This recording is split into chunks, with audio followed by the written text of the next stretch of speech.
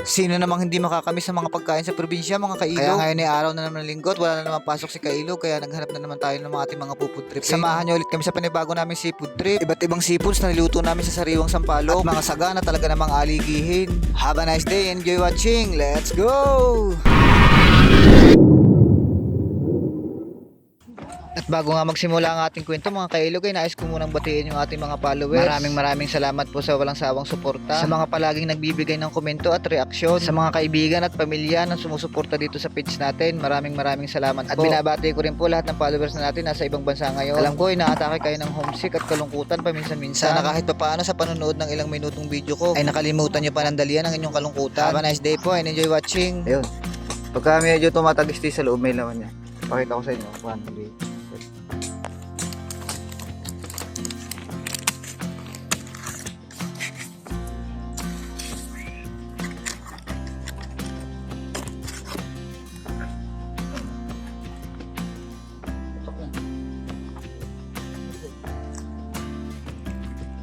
ano siya, mga kailog,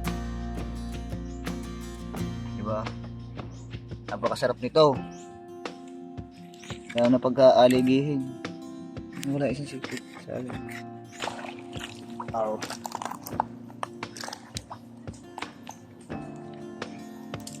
Pagka nagugutom ka sa tabi ng ilog, makakita ka ng tubo, isang bag ka na, diba?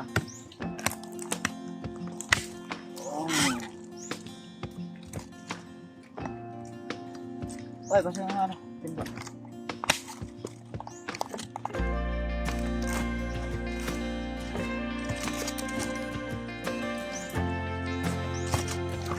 Kung nakakakuha ka ng ganitong tubo, ayos na. Buhay ka na maghapon.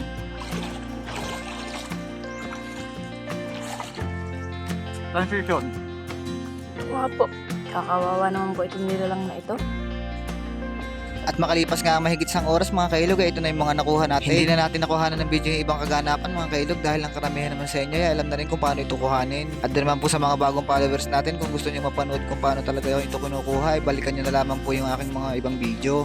At ito na nga po yung mga nakuha natin at nagpaplanuhan namin kung anong klaseng luto ang aming gagawin. At dahil nga po ngayon ay season ng sampalok, ay sampalok na lang ang ating gagamitin sa pagluluto. At tamang-tama na naman ito dahil mga hangover nga kami, mga kailog.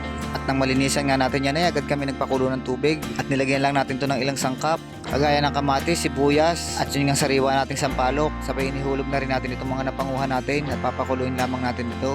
At nang kumukulo na nga, nilagay natin yung mga sariwa rin nating talbos ng kamote.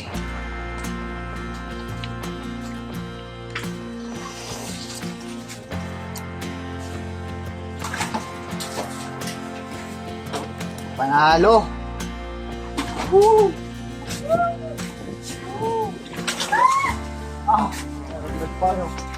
Oh! Kain na mga kailog.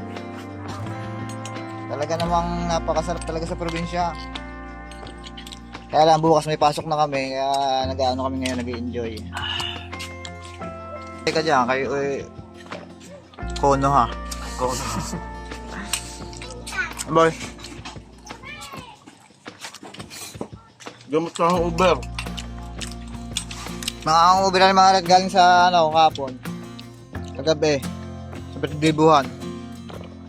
Ari oh.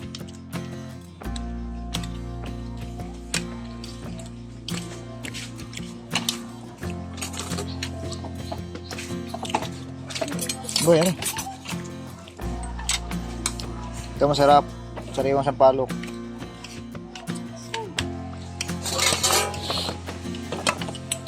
Saan ang be? Ano yung be? Ha? Saan? Oh, aligihin na eh. Wow. Aligi oh.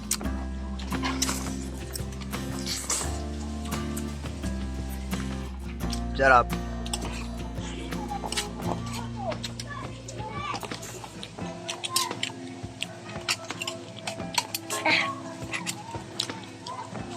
Kumain. Ang aligya oh. Eh may mga kailog kang masarap lang sa saga. Aligihin talaga. Bihirang walang aligi. Pero ang pagkalalaki, ganito naman yung pinaka-aligi niya.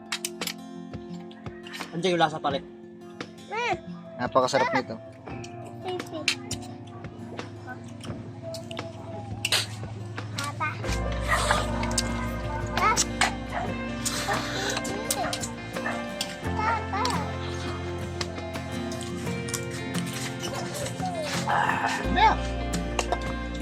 Hanggang dito na lang muna ulit ang ating video mga kailog. Maraming salamat ulit sa ilang minuto na panonood. Have a nice day.